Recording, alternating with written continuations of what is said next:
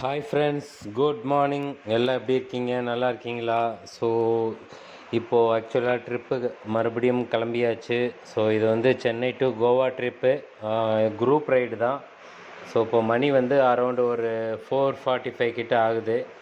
So நான் இப்போ தான் கிளம்புறேன். இது ஆக்சுவலாக வந்து ஒரு குரூப் ரைட். என்னோடய குரூப் எல்லாமே 4 o'clock கிளம்பிட்டாங்க. நான் தூங்கிட்டேன். ஸோ அதனால் இப்போ தான் வந்து கிளம்புறேன். கோவாவில் ராயல் என்ஃபீல்டோட மோட்டோவர்ஸ் ஈவெண்ட் இருக்குது. ஸோ அந்த ஈவெண்ட்டுக்கு தான் வந்து இப்போ கிளம்பி போயிட்டுருக்கேன். இது வந்து பார்த்திங்கன்னா எவ்ரி இயர் நவம்பரில் கோவாவில் இந்த ஈவெண்ட் நடக்கும். ஆல்மோஸ்ட்டு இந்தியா வேர்ல்டு ஃபுல்லாக உள்ள எல்லா ரைடர்ஸும் சொல்லிவிட்டு இந்த மோட்டோவர்ஸ் ஈவெண்ட்டுக்கு எல்லாருமே வருவாங்க. இது வந்து பார்த்திங்கன்னா ஒரு பைக்கர்ஸ்க்கான ஒரு செம்ம ஈவெண்ட்டு. ஸோ பியூட்டிஃபுல்லாக இருக்கும் இந்த ஈவெண்ட்டு.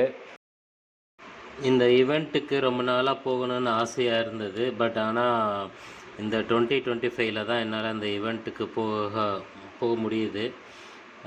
இந்த ஈவெண்ட் வந்து எனக்கு பள்ளிக்கரணையில் Shri Venkateswara bike zone Royal Enfield ஷோரூம்லேருந்து தான் எனக்கு வந்து தெரிஞ்சு. ஸோ இங்கே ஜாவின்னு சொல்லிட்டு ராயல் என்ஃபீல்டோட மேனேஜர் இருக்கார். ஸோ அவர் எனக்கு இன்ஃபார்ம் பண்ணதுனால தான் இந்த மோட்டோவர்ஸ் ஈவெண்ட் என்ன டேட்டுன்னு சொல்லிட்டு எனக்கு தெரிஞ்சு. ஸோ இந்த ஈவெண்ட்டில் வந்து நான் ஜாயின் பண்ணி இப்போது போயிட்டுருக்கேன்.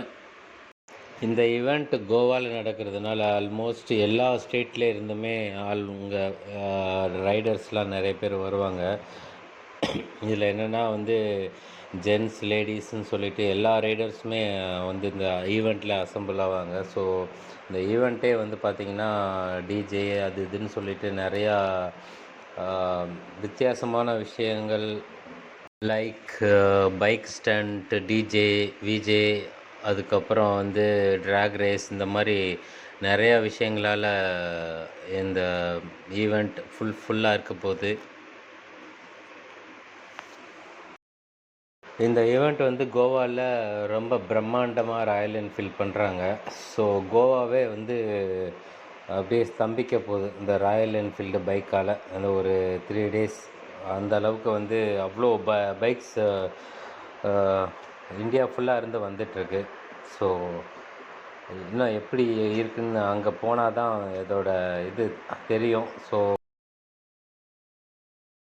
இப்போது ஸ்ரீபெரும்புதூர் தாண்டி சுங்குவார் சத்திரம் பக்கத்தில் போயிட்டுருக்கேன். ஸோ என்னோடய டீம் இது வரைக்கும் பார்க்கல. ஆக்சுவலாக லாஸ்ட்டாக வந்து நான் செக் பண்ணும்போது, குரூப்பில் செக் பண்ணும்போது எனக்கும் அவங்களுக்கும் ஒரு 60 kilometers டிஃப்ரென்ஸ் இருந்தது. ஸோ அதனால் வந்து போய்கிட்டே இருக்கேன். எப்படியும் அவங்க பிரேக்ஃபாஸ்ட்டுக்கு எங்கேயாவது ஒரு ரெஸ்ட் எடுப்பாங்க. அந்த டயத்தில் வந்து நம்ம குயிக்காக ஏதாவது ஒரு குயிக் பிரேக்ஃபாஸ்ட் ஏதாவது பண்ணிவிட்டு அதுக்கப்புறம் எங்களோட ஜாயின் பண்ணலாம் முடியுமான்னு பார்க்குறேன். இதை ஜாயின் பண்ணிடுவேன். ஆனால் எந்த இடத்துல தான் ஜாயின் பண்ணுறேன்னு தெரியல, பார்க்கலாம். இப்போது ராணிப்பேட்டை ரீச் ஆகிட்டேன். ஸோ வெள்ளூர் 25 கிலோமீட்ரு போட்டிருக்காங்க. ஸோ போயிட்டுருக்கேன். சின்னதாக ஒரு வழியில் ஒரு டீ, அதுக்கப்புறம் வந்து ஒரு ப்ரெட் ஆம்லேட் சாப்பிட்டு ஃபஸ்ட்டு என்னோடய பிரேக்ஃபாஸ்ட்டை முடிச்சிட்டேன். ஸோ அவங்க இன்னும் டிஸ்டன்ஸ் பார்த்தோம்னா ஒரு 50 kilometers டிஸ்டன்ஸ் கிட்ட இருக்காங்க. பட் வண்டி இன்னும் மூவ் ஆகலை. பட் அவங்க பிரேக்ஃபாஸ்ட்டுக்காக நிப்பாட்டியிருக்காங்க. ஸோ நான் 50 kilometers போயிட்டு ஸோ அவங்கள கேட்ச் பண்ணுற மாதிரி இருக்கும். இப்போது ஆம்பூர் ரீச் ஆகிட்டேன். ஆக்சுவலாக வந்து இப்போ இதில் ஒரு என்ன விஷயம்னா, அவங்க லொக்கேஷன் பார்க்க மறந்துட்டேன்.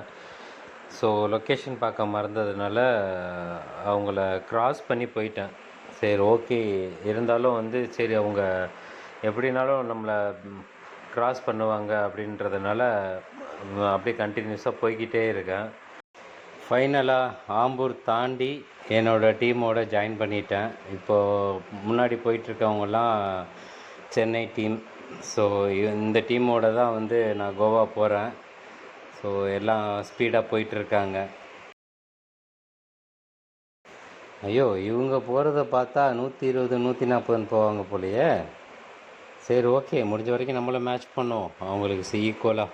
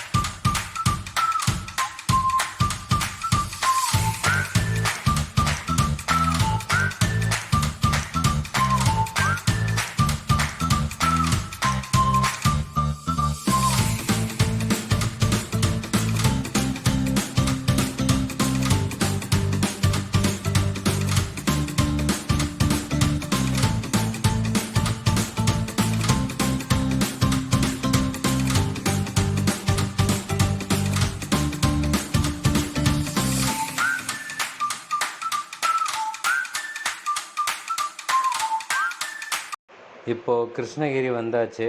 இந்த ரைடில் பள்ளிக்கரணை ஷோரூமில் மட்டும் 24 பைக்ஸ் கிட்ட வந்திருக்கு. ஸோ தமிழ்நாடு ஃபுல்லாக எவ்வளோ பைக்ஸ் வரும், ஸோ இமேஜினேஷன் பண்ணி பார்த்தா எங்கேயோ போகும். ஸோ இந்தியா ஃபுல்லாக யோசித்து பார்த்தா இன்னும் வேறு லெவலில் எங்கேயோ போகும். ஸோ கோவாவில் வந்து பெரிய டிராஃபிக் ஜாமே காத்திருக்கு, பார்க்கலாம். இப்போது இந்த இடம் இது எப்போவுமே இது என்னோடய ஃபேவரெட்டுன்னு சொல்லுவேன். ஏன்னா இந்த 2 மலைக்கு நடுவில் வந்து பைக் போகும்போது பார்த்திங்கன்னா அது இன்னும் சூப்பராக இருக்கும். இதுக்கு முன்னாடி நிறைய டைம் பைக்கு கார்லலாம் நிறைய டைம் வந்திருக்கேன். ஸோ இந்த பிளேஸ் வந்து பார்த்திங்கன்னா ரொம்ப பிடிக்கும். ஏன்னா இந்த இடம் அதிகமான டிராஃபிக் ஜாம் ஆகும். ஈவன் லாரி அந்த மாதிரி நிறைய வெஹிக்கல்லாம் வந்து ரொம்ப கஷ்டப்பட்டு மேலே ஏறும். அப்படியே பார்க்குறதுக்கு பெரிய மேடு மாதிரியே தெரியாது. இந்த இடத்தோட வியூ எப்படி இருக்குது, பார்க்க அவ்வளோ அழகாக இல்லை? ஓகே, இதுதான் என்னோடய ஃபேவரெட்னு சொன்னேன். ஸோ இது வந்து ஈவினிங் நைட் டயத்தில் வந்து அந்த இடத்துல சில்னஸ் செம்மையாக இருக்கும். யூஸ்வலாக நம்ம ஓசூர் தாண்டினாலே ஓரளவுக்கு கொஞ்சம் சில்னஸ் இருக்கும். இப்போது இந்த டைமில் வந்து இப்போது மார்னிங் டைம் ஒரு அரௌண்டு ஒரு 9 கிட்ட இருக்கும்னு நினைக்கிறேன். டைம் இப்போது 10:30 கிட்ட ஆச்சு. பெங்களூர் அவுட்டர் ரீச் ஆயாச்சு. ஸோ நம்ம கூட வந்தவங்கள பார்க்கவே முடியல. கிருஷ்ணகிரிக்கு அப்புறம் வந்து நிறைய டிராஃபிக் இருந்தது. ஸோ கிருஷ்ணகிரிக்கு முன்னாடி எல்லாம் வரிசையாக ஒன் பை ஒன்னாக வந்துருந்தது. கிருஷ்ணகிரிக்கு அப்புறம் வந்து எந்த வண்டியுமே பார்க்க முடியல. முன்னாடி இருக்காங்களா பின்னாடி இருக்காங்களான்னு என்னால் சஜஸ்ட் பண்ண முடியல, எங்கே இருக்குது எப்படி போயிட்டுருக்காங்கன்னு சொல்லிட்டு. சரி, ஓகே, அந்த பெங்களூர் அவுட்டரில் அந்த எலக்ட்ரானிக் சிட்டிக்கிட்ட ஒரு பிரேக் இருக்கும்.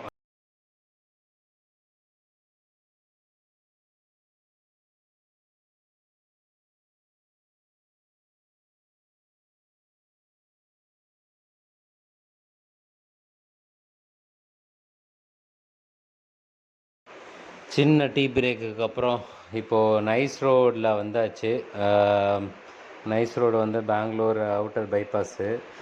ஸோ இங்கே வந்து ஒரு தும்கூர் வரைக்கும் போகிறதுக்கு இப்போது 110 ருபீஸ் கிட்ட 2 வீலருக்கு சார்ஜ் பண்ணுறாங்க டோலுக்கு. ஸோ இந்த ரோட்டில் வந்து ஒன்லி 80 கிலோமீட்டர் ஸ்பீடில் தான் போகணும் 2 வீலர். ரொம்ப அதிகமான ஸ்பீடு போனாங்கன்னா ஸ்பாட் ஃபைன் கேமராவே அடிச்சிடும். 2 இடத்துல கேமரா வச்சுருக்காங்க. ஸோ டைம் கால்குலேட் பண்ணி அதுக்கேற்ற மாதிரி இது பண்ணுறாங்க.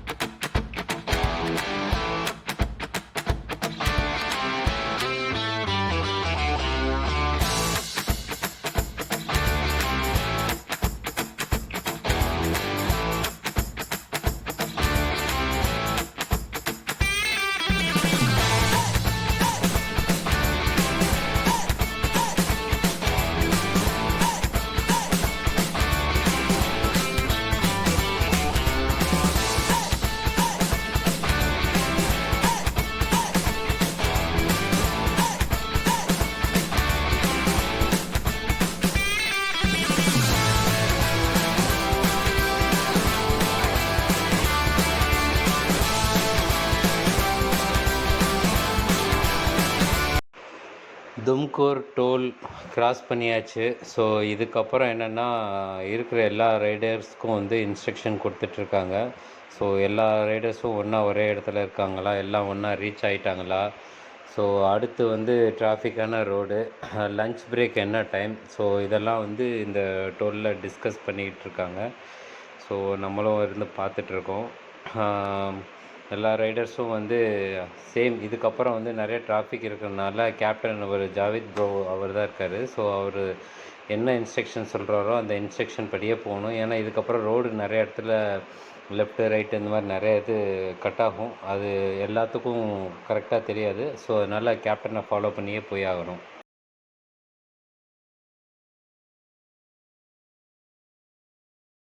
இப்போது தும்கூர்லாம் கிராஸ் பண்ணியாச்சு. ஸோ இதுக்கப்புறம் வந்து ரோடு வந்து ஒன்றும் பெருசாக நல்லா இல்லை. ரோடு அங்கங்கே ரொம்ப டேமேஜாக இருக்குது. ஒரு சில இடத்துலலாம் ரோடு போடுறாங்க, ஒரு சில இடத்துலலாம் பிரிட்ஜு கட்டுற ஒர்க் இந்த மாதிரி நடந்துகிட்ருக்கு. ஸோ இந்த ரோட்டில் கொஞ்சம் கஷ்டமாக தான் இருக்குது.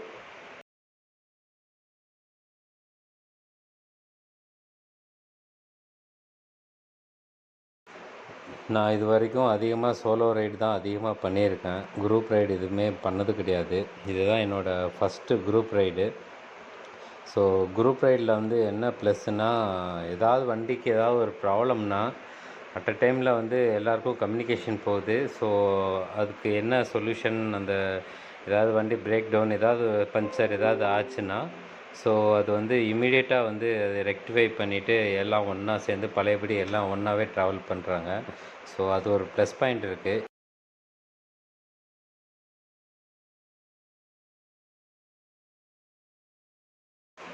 இப்போது லஞ்சுக்கு வந்து ஒரு 2 to 2:30.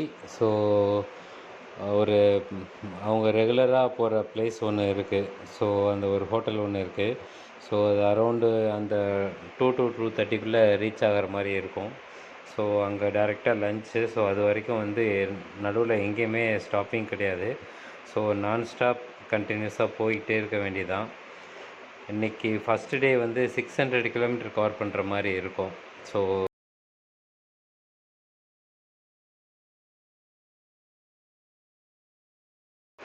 குரூப் ரைடில் வந்து இன்னொரு நல்ல விஷயம் என்னென்னா, நிறையா ஹேண்ட் சிக்னல் கொடுப்பாங்க. எங்கே பள்ளம் இருக்குது, எங்கே ஸ்பீட் பிரேக்கர் இருக்குது, எங்கே ஸ்லோ பண்ணணும், எங்கே ஸ்பீடை இன்க்ரீஸ் பண்ணணும், அந்த மாதிரி எங்கே போலீஸ் இருக்குது,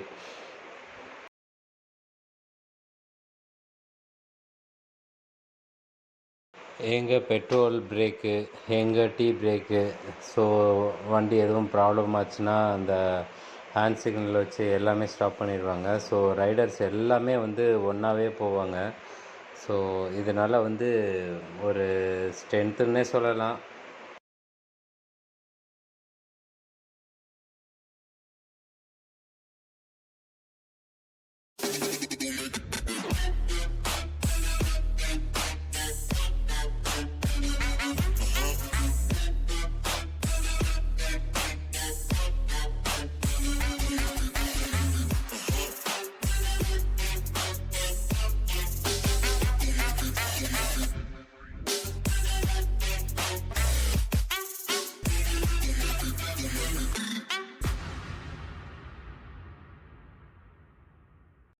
இந்த குரூப் ரைடில் ஆக்சுவலாக ஒருத்தருக்கு ஒருத்தர் அறிமுகமே இல்லை. அந்த எனக்கு வந்து ஜாவித், அதுக்கப்புறம் வந்து அப்புறம் அயன் ப்ரோ, அதுக்கப்புறம் முத்துராம் சார், இவங்க 3 பேர் தான் வந்து எனக்கு அந்த ரைடுக்கு முன்னாடி தெரியும். ஸோ மற்றவங்க யாருமே எனக்கு தெரியாது. ஸோ இந்த குரூப்பில் வந்து எல்லாமே ஜாயின் பண்ணதுலேருந்து எல்லாமே ஒன்றாவே மிங்கிளாகி எல்லாமே நல்லா ஃப்ரீயாக பேசுகிறாங்க. நல்லா ஜாலியாக போகுது, என்டர்டெயின்மெண்ட்டாக போகுது. இப்போது சித்ரதுர்கா வந்தாச்சு. சித்ரதுர்கா வந்து நல்லா பியூட்டிஃபுல்லாக இருக்குது ஆக்சுவலாக அந்த ஏரியா. இப்போது அடுத்து வந்து இப்போது 2 மலை இருக்குது. 2 மலைக்கு நடுவில் ரோடு போகுது. ஸோ விண்டு மில்லாம் அப்படியே சுற்றியே நிறையா இருக்குது. ஸோ இந்த இடம் பார்க்குறது வந்து அப்படியே இந்த நம்ம கன்னியாகுமரி, நாகர்கோவில் சுற்றி எப்படி இருக்குமோ அதே மாதிரி இருக்குது. பட் அங்கேயாவது கடல் இருக்குது, இங்கே கடல் எதுவும் இல்லை. பட்டு ஆனால் விண்மில் நிறையா இருக்குது.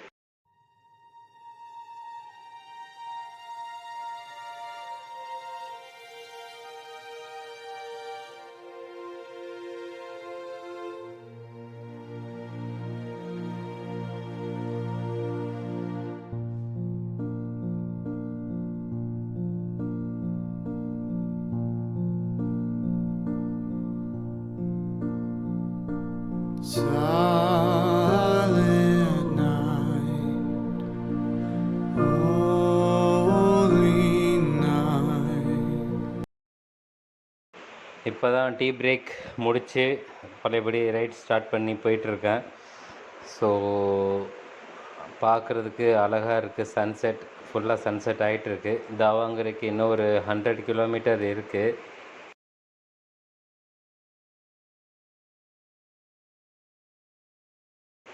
ரைடு வந்து எப்போவுமே ஏன் ஜாலியாக இருக்குன்னா, அதாவது எனக்கு பர்சனலாக வந்து எப்போவுமே ஜாலியாக இருக்கும். ஏன்னா வந்து ஒவ்வொரு விஷயத்தையும் வந்து அப்படியே ரிலாக்ஸாக பார்த்துட்டு, யூசுவலாக நம்ம வேலைக்கு போகணுன்றத போது வந்து நம்ம பெருசாக எந்த விஷயத்தையும் பெருசாக பார்க்க மாட்டோம். அது மட்டும்தான் ஃபோக்கஸ்டில் இருப்போம். ஸோ இந்த மாதிரி ரைட் போகும்போது தான் ஒவ்வொரு விஷயத்தையும் இந்த மாதிரி சன்செட்டு ஒவ்வொன்றும் பார்க்குறதுக்கு அவ்வளோ நல்லா சூப்பராக இருக்கும். தாவாங்கரை இன்னும் ஒரு 30 கிலோமீட்டர்ஸ் இருக்குது. இப்போது அரௌண்டு ஒரு 7 o'clock கிட்ட இருக்கும். ஸோ நல்லா இருக்குது நைட் டைம். பட் என்ன கொஞ்சம் பூச்சி மட்டும் அடிக்கடி ஹெல்மெட்டில் அடித்து கொஞ்சம் அது மட்டும் விசிபிள் கொஞ்சம் கம்மியாக இருக்குது. அப்பப்போ கொஞ்சம் நிப்பாட்டி கிளியர் பண்ணிட்டு தான் போகிற மாதிரி இருக்குது.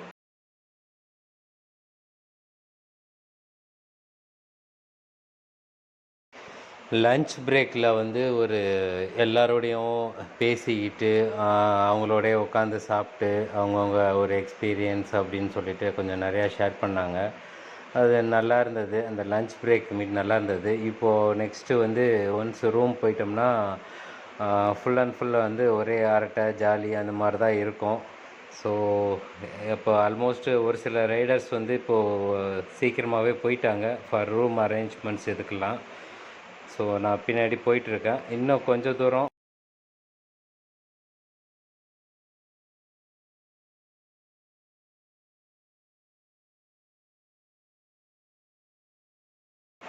டே 1 இன்றைக்கி தாவாங்கரி ரீச் ஆகிட்டேன். ஸோ இப்போ மேப் போட்டு ரூமுக்கு தான் போயிட்டுருக்கேன்.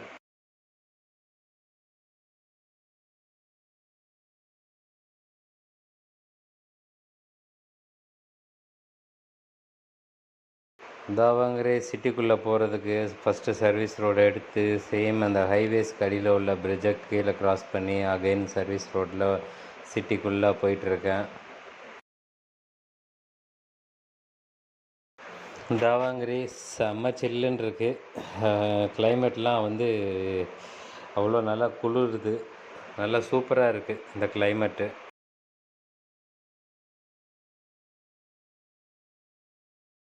இன்னும் 2 கிலோமீட்டர்ஸ் ஹோட்டலுக்கு இருக்குது. ஸோ நியர் பஸ் ஸ்டாண்ட் பக்கத்தில் தான் ரூம் போட்டிருக்காங்க. ஆல்மோஸ்ட் பக்கத்தில் வந்துட்டேன். இன்னும் ஒரு 5 மினிட்ஸ்க்குள்ளே ரீச் ஆயிடுவேன் ஹோட்டலுக்கு. ஃப்ரெண்ட்ஸ் ஹோட்டல் வந்தாச்சு. ஸோ நீ போய் செக்இன் பண்ண வேண்டியதான்.